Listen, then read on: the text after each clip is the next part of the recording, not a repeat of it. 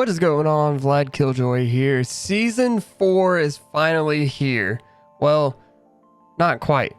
Downtime is currently going on, so we're like this close to season 4, and we already have a ton of information. Kind of got to talk fast. I got both of the trailers going on in the background for you if you haven't seen it.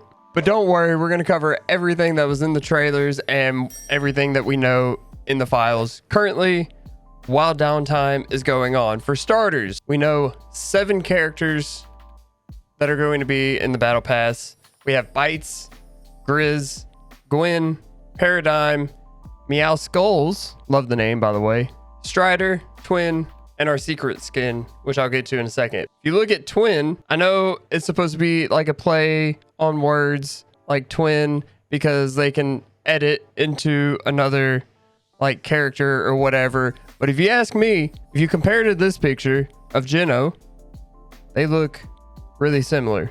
But this isn't a theory video. This is news about what is in season 4. So moving on, our secret skin is the one and only Bloom Watcher, or as we now know, is the Herald. I don't really like that name that much, so I'm going to continue calling her the Bloom Watcher because I like it better. Let's move on to what is new with the map and everything on the island, such as this. Tornadoes now have the ability to be stationary and not move, in addition to also moving around the map. And it's also, you know, chrome, because chrome is everything and everything is chrome now. I wonder where Midas is going to come in and turn everything gold instead. Speaking of things having chrome looks to them, wolves.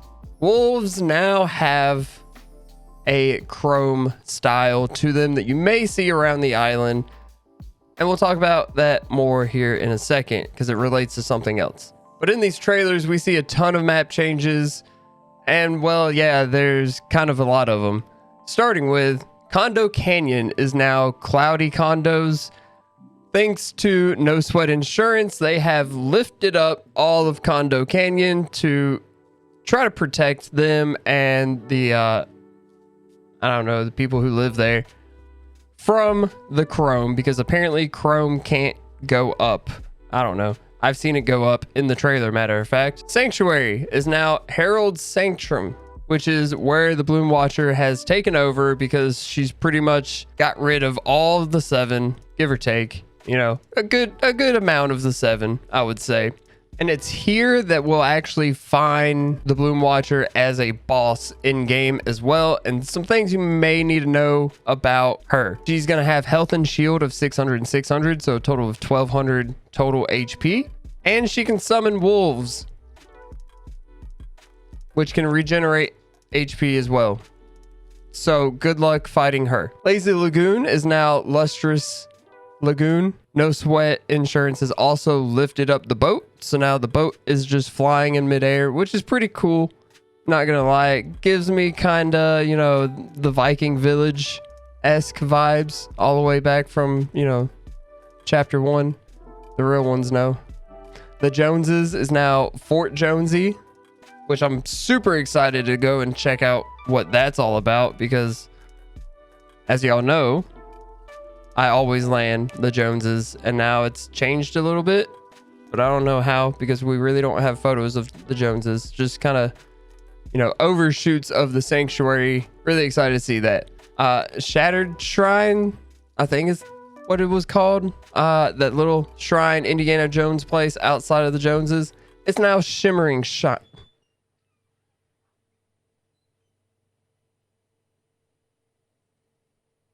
It's now Shimmering Shrine. Shimmering Shrine. It's now Shimmering Shrine. In addition to those map changes and, you know, new POI names, we also have the Rave Cave, which has a blimp now built above it. I guess they got it from the Tilted Towers wreckage. Tilted Towers now has some of the safety No Sweat Insurance balloons. Of course, only on the No Sweat Insurance building, because who's going to keep us all safe if No Sweat is gone? So they protected themselves and no one else in Tilted Towers. So, and the reality tree / reality falls now looks like this. Yep. The beautiful tree is now dead. There's no telling what's going to happen to that. Now, I know what you're thinking. How are we going to get up on these, places that have been lifted up in the air away from the chrome? Well, one, they've got zip lines. No biggie. It is what it is.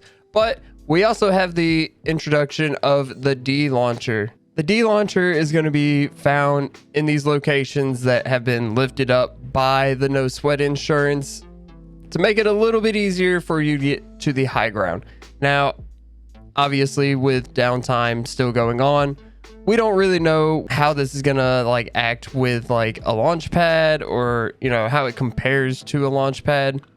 So definitely gonna have to try that out to see. Also in the trailer, you can see that we have this new version of sand tunneling. It's pretty much sand tunneling except through the chrome. The community, and myself included, kind of gives them Splatoon kind of vibes.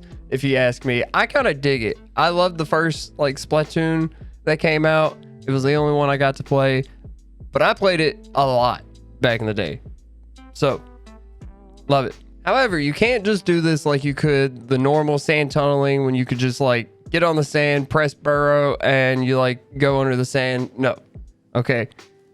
With this new revised version, you need the new item that they've introduced called the Chrome Splash. The Chrome Splash is pretty interesting because if you throw it at a wall, it makes the walls penetrable. You can jump right through it, kind of like a portal. It's going to be pretty interesting in fights, not going to lie. There's a lot of things you can do with this Chrome Splash though. If you throw it on yourself, it chromifies you, and for a limited time, you'll be immune to fire damage. And when you sprint, you'll become a blob, like we seen in the trailer, like the Splatoon thing. When you're in this form, you'll be completely immune to fall damage and gain the ability to air dash. This would be the perfect time for Tim the Tatman to come back to Fortnite. There's an item that allows you not to take fall damage. They're just asking for it. I mean, come on, Tim. But luckily, even though this item sounds really broken, but luckily there's a pretty big visual sound effect that goes along with it when someone's in this form or transforming into the blob. And I'll have it up so that way you know what it looks like when it actually happens to you in game, or around you in game. You can be aware of whoever is around is now blobified or chromed out and may jump into your box, so be on your toes. There's also a few new weapons that we see in the trailers, but before I talk about the new ones that got added, I should mention the ones that have been removed first. So the vaulted items obviously have been the Kamehameha and the Nimbus Cloud. Obviously, Dragon Ball Z collabs over with. They drug it out a little bit, past the actual event to give us more time with it. That was amazing. New season, it's over. All right, bye. E11 blasters, the Darth Vader lightsaber, charged SMG. Thank God. Who liked that gun anyway? Not me. The two-shot shotgun and the grapple gloves are now vaulted. But as we know, with there being vaulted items, unvaults have to come along with it. And in that category, we have the lever action shotgun, rapid fire SMG, suppressed SMG, hunter bolt action sniper, which wasn't great when it first came out, but may not be too bad now. We'll talk about that in a sec too. And the guided missile. Now, the guided missile's not currently in the game, but we should see it in the next, upcoming weeks. It has been unvaulted. It's just not in the game right now, if that makes sense. But like I said, the hunter bolt action sniper wasn't good when it first came out, but with the return, it may actually be pretty decent. And that's because snipers across the board, including the ones that are still in the vault, have had their damage and headshot multipliers increased now. Now, one shot could be all it takes to take you back to the lobby or send someone there. Either way, even in zero builds, which means if I had to take a guess, the heavy sniper is probably going to do its original 252, 257, however much it was to the head. And that's just going to be insane. We're going to see a sniper meta take over again. And I'm kind of excited, even though I never run with a sniper, but I do enjoy sniping. But on to the new items and weapons that we seen in the trailer. that got added. We have 2 new weapons that are chromified, which are the Evo Chrome shotgun and the Evo Chrome burst rifle. Now, these weapons can only be found in chrome chests, but you're only going to find them in a common rarity, and that's fine. Go ahead and pick them up, because how these weapons work is that as you deal damage to the opponents, they will upgrade as you use them.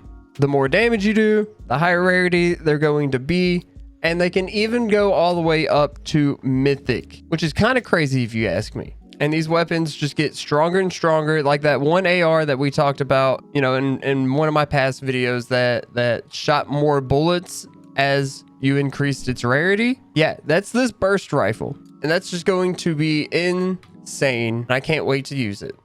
Another one that we've seen in the trailer isn't released just yet, but it is going to be released next week, and it is the unstable liquid gun. This thing looks really fun and kind of crazy. I don't know if I'm gonna like it. I might like using it, but I'm not gonna like having it used against me. The new chrome weapons can be upgraded to higher rarities by this like weapon XP system, like we talked about, and it'll probably be as you get like damage and kills with them. Also, like I mentioned, you can only find these in the chrome chest, and I'm guessing you're gonna be able to find these chests like all over the map, but especially in the vaults. And I mentioned the vaults because they also have a couple of changes that have been done to them for the new season. So there's a good chance that you'll come across a key around the island, or keys. There could be multiple keys, and you use these to open up the vaults. Now, once you get a key, you'll see a little key icon up on your map to show you where the vault is that you can open. There's 2 different kinds of vaults. There's a low security vault, which requires 1 key to open, and a high security vault that requires 2 keys to open. And obviously, the high security vault will reward you with more items, probably higher rarity items too, maybe. But we have one more new item to add, and this one's probably going to be more for the 0 build guys out there, so I'd like to see how it actually works in builds as well. It is the porta bunker, and it says, under assault from enemies, deploy potent cover fast with a porta bunker. Take the place of a porta fort this season. Throw down a porta bunker to create a instant 1x1 structure featuring reinforced metal walls and a versatile ramp, doors, and defensive tires to bounce away would-be invaders. No building required. It does sound pretty neat, and this is probably one of those items that they were working with the like pre-built structures already. If you remember way back in the day where we had like the 1x1s and like the 90s and the bridge that we could do with like 1 button, that's probably one of these items, like the porta bunker. Now, they have added a new mechanic this season as well, and it's called the slide kick, which is pretty catchy, honestly. Slide kick. And it is what you would figure. You slide and you kick them, okay? And you knock back the enemies while sliding into them. Pretty cool. I'm really interested to see how this is going to go and see the funny eliminations that happen. I want to like be in a build fight with someone, slide into them, and like kick them off of like a build fight forever far up, and they die to fall damage. That would be pretty funny. I do have to mention that there is a new issue with this season.